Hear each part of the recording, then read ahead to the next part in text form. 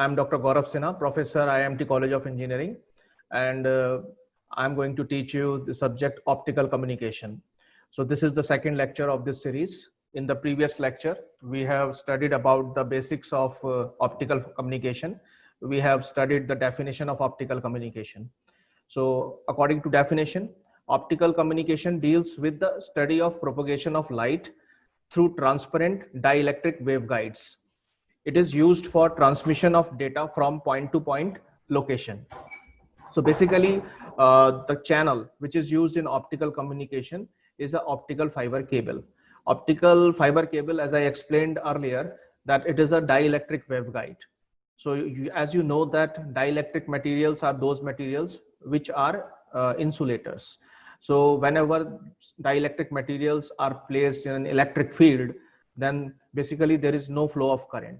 As I explained you in the previous lecture, there is no flow of current in dielectric, and obviously there will be polarization of the charges. Polarization occurs, but there is no flow of current, and therefore it is dielectric waveguide. Now, optical fiber systems are extensively used in as a transmission line between the terrestrial hardwire systems. We have also studied some advantages of optical fiber communication.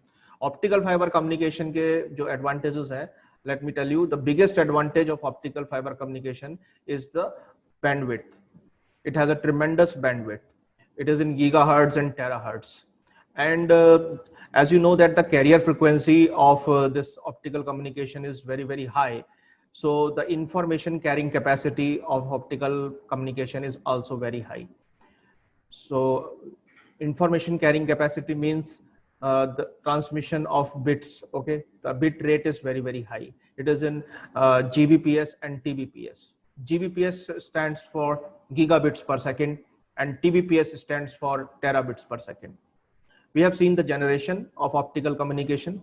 In the first generation, the bit rate of the signal transmission was very low, 45 Mbps, and the repeater spacing was 10 kilometer, and the operating wavelength of the light was 0.8 micrometer. As we know that in optical communication, we use light wave as a signal. Whereas in conventional communication, like analog and digital communication, we use this electromagnetic wave as a signal. So here we use light waves as a signal. Obviously, light waves are generated by optical sources like LEDs and lasers that I will explain you later in the block diagram. Second generation, bit rate was improved and it was increased to 100 Mbps, and repeater spacing was also increased to 50 kilometer. We know that when signal propagates, it attenuates and it is distorted also. So we need repeaters after particular distances. So here initially the distance between the two repeaters was very, very small. But with the development in the technology, the distance between the repeater stations kept on increasing. So in second generation, the repeater spacing was 50 kilometer. Then in third generation, the bit rate was further increased to 10 Gbps and repeater spacing to 100 kilometer. Fourth generation, bit rate was 10 terabits per second, and repeater spacing was 10,000 kilometer. In the fifth generation, whereas I already told you earlier that this Raman amplification techniques and optical solitons were used, the bit rate was further increased to 160 Tbps. So that was very high. That is very high. 140 terabits per second is the bit rate in fifth generation of optical fiber transmission links. And the repeater spacing is further increased to 35,000 kilometers. And operating wavelength is 1.5 micrometer. So today we will see the block diagram of optical fiber transmission link. Let me share the screen with you. Now we can see the block diagram, okay? And we can see here that the first block is transmitter block.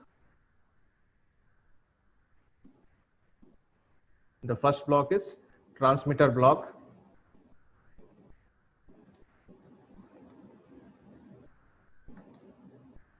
And here we can see at the input there is a electric signal, and this is given as an input to the transmitter.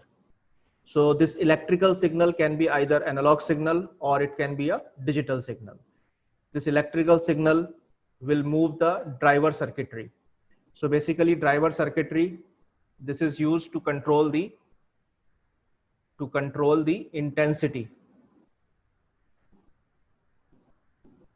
It will control the intensity of light. The intensity of light. So depending on the input message information, the intensity of light will vary, and it will be varied by the driver circuit, which will control the intensity of light. Here optical source is there. We will use optical source which will produce light waves, right? So these optical sources could be LEDs. So these optical sources could be LED, or it can be laser. So either you can use light emitting diode or you can use laser diodes. So it consists of, this block diagram consists of the main components are transmitter, and here you can see this is the receiver. Next you can see here there is a connector, right? There is a connector over here, and these connectors are used to join the optical fibers, and these are temporary connections. So these are temporary connections. Temporary connections. So temporary refers to demountable connections. So these are demountable connections. You can anytime disconnect and rejoin, okay, the optical fiber cables. Next you can see here, this is the splices. These are also connections, but these are permanent connections, right? So once the splicing is done, okay, of the two sections, then it becomes a permanent joint between the two parts. You can see here, this is the incoming part, this is the outgoing, and both the sections have been joined by the splicing. So splicing is a permanent connection, whereas connector is a temporary connection. You can see here. Now next is the optical coupler. So sometimes it is required that the signal is to be coupled to one or more devices. You can see here, if you want to couple the signal to other devices, then you have to use optical coupler. So here you can see one part of the cable is going to the regenerator, and the other part is going to some other device. You can see this big block. This is a big block at the center. This big block is regenerator. You can see here, this is regenerator. I will write here also, regenerator.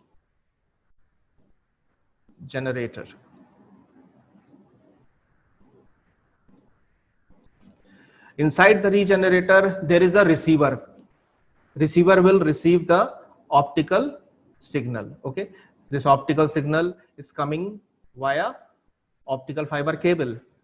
So this section which is shown here, this is basically optical fiber cable, and receiver will receive the optical signal, and then the electronic circuit will again help the optical source to regenerate the signal, because whatever signal is received at the regenerator, that signal is very weak. So very weak signal. So we need to strengthen that signal. We need to regenerate that signal again. So here we will use receiver and we will use optical source, okay, to regenerate the signal. Further, the signal will move on to the splices, okay. So there is one more block shown here, which is splices. So splices are permanent connections. अभी मैंने आपको बताया these are the permanent connections. Splices is permanent connections, whereas connectors are temporary connections, demountable connections. Next, you can see that optical fiber cable is going to optical amplifier. You can see here it's moving to optical amplifier. Optical amplifiers basically they amplify the optical signal. They will amplify the optical signal. You can see here this is the optical amplifier, and then finally it will go to the receiver. So receiver will be having a detector, which is normally a photodiode, okay, photodetector diode, which could be your avalanche diode. You can write here avalanche diode, avalanche diode, or it can be a pin diode. So these diodes, detector diodes, are used to detect the optical signal which is received by the receiver. After that, the signal needs to be amplified, because whatever signal is received at receiver is a weak signal, because signal gets attenuated and distorted when it moves along the optical fiber, when it's propagate along the length of the fiber. So with the increase in the distance, the attenuation and the distortion in the signal increases. So we need an amplifier to amplify the optical signal. So here we can see there is an amplifier, and then we need a signal restorer. So the function of signal restorer is to restore the electrical signal, is to convert the optical signal into a electrical signal, because the final output of this diagram, block diagram, and the transmission link has to be electrical output, and the input also, input as well. The input signal is electrical signal, and then in the start of the transmission link, it is converted into optical signal. So through optical cable it will propagate, and finally at the receiver it will be again converted into electrical signal. Now optical fiber cable, let me tell you the structure of optical fiber cable. Optical fiber cable, it has three parts, which I have explained earlier also. At the center it has core, which is made up of glass material, and there is a outer covering which is known as middle part, which is known as cladding. So outside core there is cladding, which is made up of plastic, and then we have the outermost jacket, which is basically the which provides the protection to the core and cladding. So it has three parts: core, cladding, and the outer jacket. Outer jacket simply provides the protection, environmental protection, okay, to the core and the cladding. And then in the transmitter, I have already explained, we have optical source and the driver circuitry. Optical sources are LEDs and laser diodes, and driver circuitry is an electronic circuit which is used to control the intensity of the light wave. So signal which is propagated, it is in the form of light wave. Then we have small components like connectors, couplers, splices, amplifiers, which I have explained to you that connectors are temporary connections, temporary joints, and whereas splices are permanent joints. And optical coupler is used wherever you want to couple the optical signal to one or more devices. So in that case, you need to have an optical coupler. You can see in this diagram, block diagram, there is a optical coupler over there. And then you have regenerators. As I told you in the generations, okay, starting from first generation till fifth generation, the repeater spacing. So that repeater is basically regenerator. So repeater spacing has increased constantly from first generation to fifth generation. So initially first generation, we used to have repeater spacing of just 10 kilometers, okay, in the first generation. Then in second generation it is increased to 50 kilometers, okay. So with the evolution and with the high end technologies, we can say that the repeater spacing has constantly increased. And nowadays the repeater spacing has increased to 50,000 kilometers, right?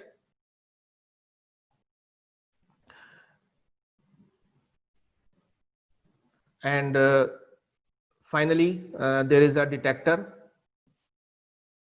which I have already explained.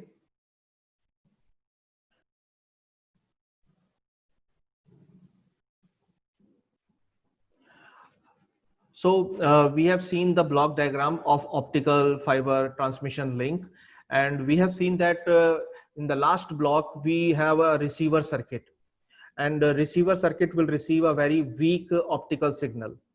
And the photo detectors we use in the receiver are the diodes, which are like pin diodes and like avalanche diodes. These are some photo detector diodes which are used to detect the weak optical signals, and then we first amplify these received optical signal, and then we restore the signal in the original form. So that is conversion from optical signal to electrical signal.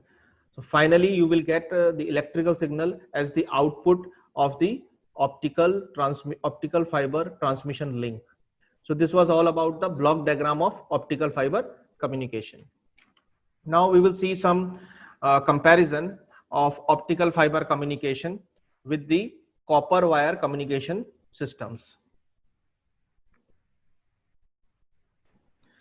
So if we compare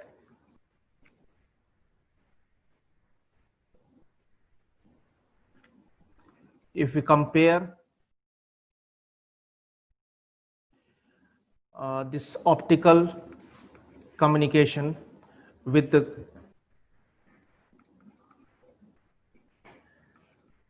copper wire,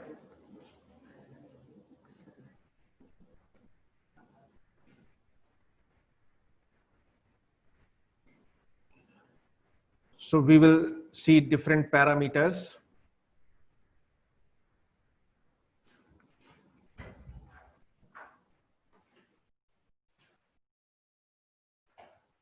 So different parameters are, let us take first one, the bandwidth.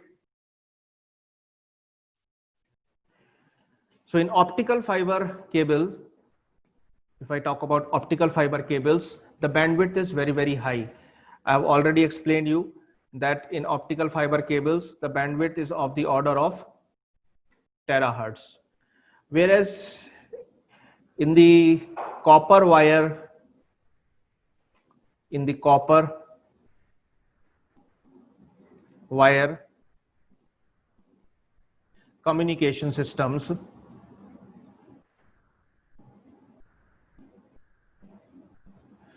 the bandwidth is in megahertz. So you can see the difference. Optical communication, the bandwidth is very, very high. Now next parameter, let us take distance.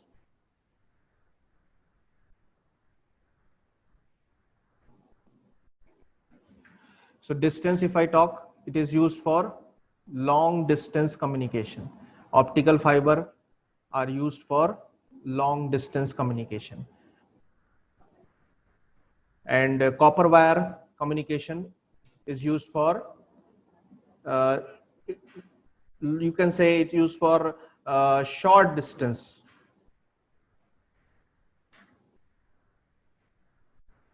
The reason behind is the attenuation, because in optical fiber communication, as I told, the loss is around, if you look at the loss Okay, so it is around 0.8 decibel per kilometer, whereas in copper wire communication it is quite high. Okay, so it is around 10 decibel. Attenuation is around 10 decibel per kilometer. So since the loss is more in copper wire communication, so it is used for short distance communication only. Next parameter, if I take electromagnetic interference. So optical fiber cables or optical fiber communication is definitely better than the copper wire communication. If you compare in terms of electromagnetic interference, optical fiber communication, the cables are immune. Optical fiber cable is immune to electromagnetic interference, EMI, because there is no electromagnetic coupling. It is insulated, so there is no electromagnetic coupling with the outside fields. So we can say it is immune to electromagnetic interference, because whatever signal is transmitted, it is not in contact with the external environment. So there is no chance of electromagnetic interference. Whereas it is present, EMI is present, interference is present in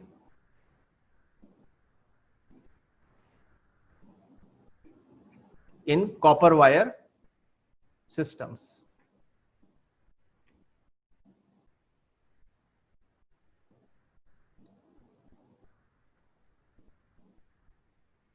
Now next parameter, let me take the next parameter, size of circuit.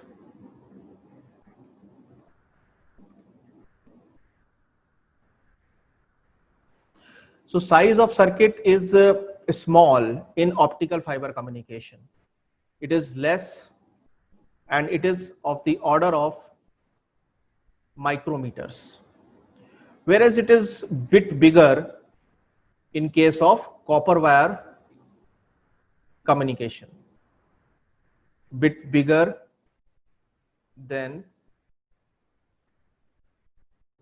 optical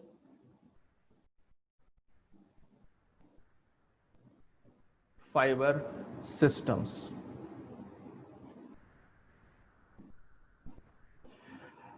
Let us take the next parameter.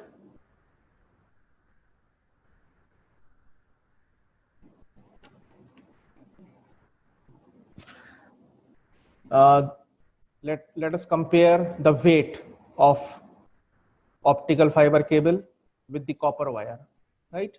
So weight here in optical fiber is less, whereas in case of copper wire, the weight is more. We all know that copper wire is made of metals, whereas optical fiber cable is made of glass and plastic. So obviously the optical fiber cables are lighter in weight as compared to copper wire cables. Let's take another parameter.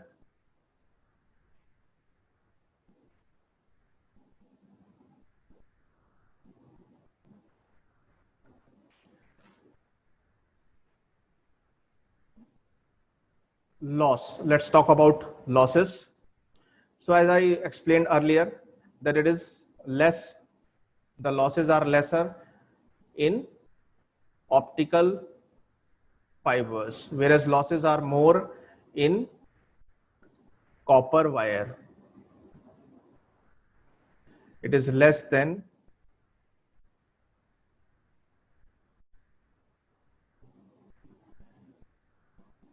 1 dB, less than 1 dB per kilometer. In case of copper wire, it is around 10 dB per kilometer. So you can see optical fiber cables have so many advantages over the copper wire cables. Now, if I talk about some disadvantages, there are few disadvantages. We will see some comparison where we will see the disadvantage, right? Some disadvantages.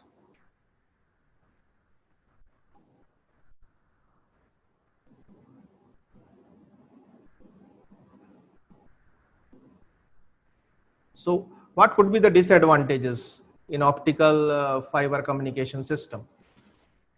If I talk about fragility,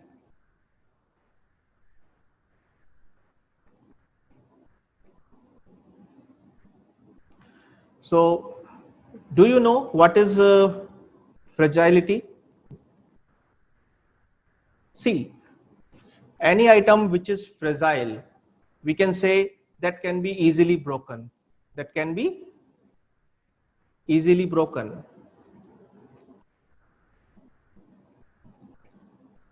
So in terms of fragility, we can say optical fiber cables are more fragile. Optical fiber cables are more fragile. Why they are more fragile?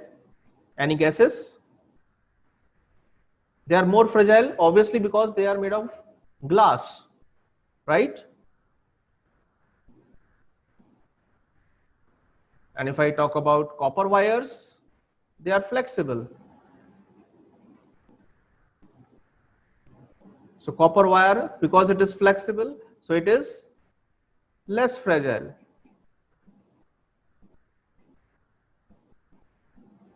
It is less fragile. Next parameter is cost. Let us discuss the cost, compare the cost. So optical fiber cables have more cost. So they are costly. But now recently, due to advancement in the technology, we can see that the cost is getting reduced. So with the new technologies, emerging technologies, we can find commercially optical fiber cables of low cost. Okay, but on a general platform, we can say optical fiber cables are costly as compared to copper wire. So I'll write here less cost for copper wires.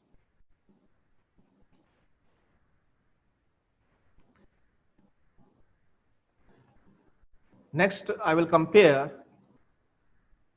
on the basis of installation.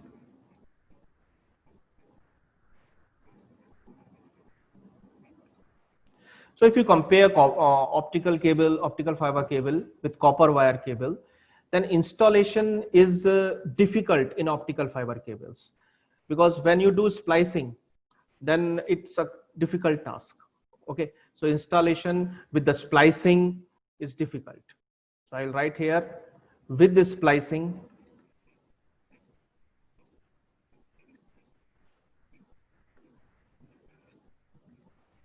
optical fiber cables are difficult to install.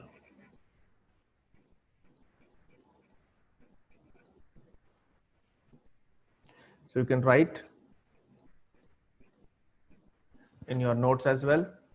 With the splicing, optical fiber cables are difficult to install. In copper wire cables, we do not have any kind of splicing or something like that, so we can easily install. So easy to install, easy to install. So these are some disadvantages, right, of optical fiber cables. Optical fiber cables are fragile, they can be easily broken, and they can be damaged, okay, if not handled with care. And copper wire cables, since they are made of metal, so they are less fragile. And if I talk about cost, optical fiber cables are costly as compared to copper wire cables. So this is another disadvantage of optical fiber cable. that they are costly. And in terms of as far as installation is concerned, the installation is difficult in optical fiber cable. So that's another disadvantage, because when we do splicing, then those permanent joints, there is always a possibility of leakage of the signal. Okay, so attenuation would be more if the signal gets leaked, okay, from the core, then it will be attenuated. It won't be able to travel longer distances. If the signal is attenuated, it won't be able to travel longer distances. So that is why with the splicing, I would say it is difficult to install. Whereas in copper wire, there is no such type of problem like splicing and other connections. So we can say copper wires are easy to install. So today we will end our session with this comparison only, and in the next session, next class, we will see some basics, the basic principle of optical fiber communication, basic structure of the optical fiber cables, and the types of optical fiber cables available in the market. So till then, thank you. Have a nice day.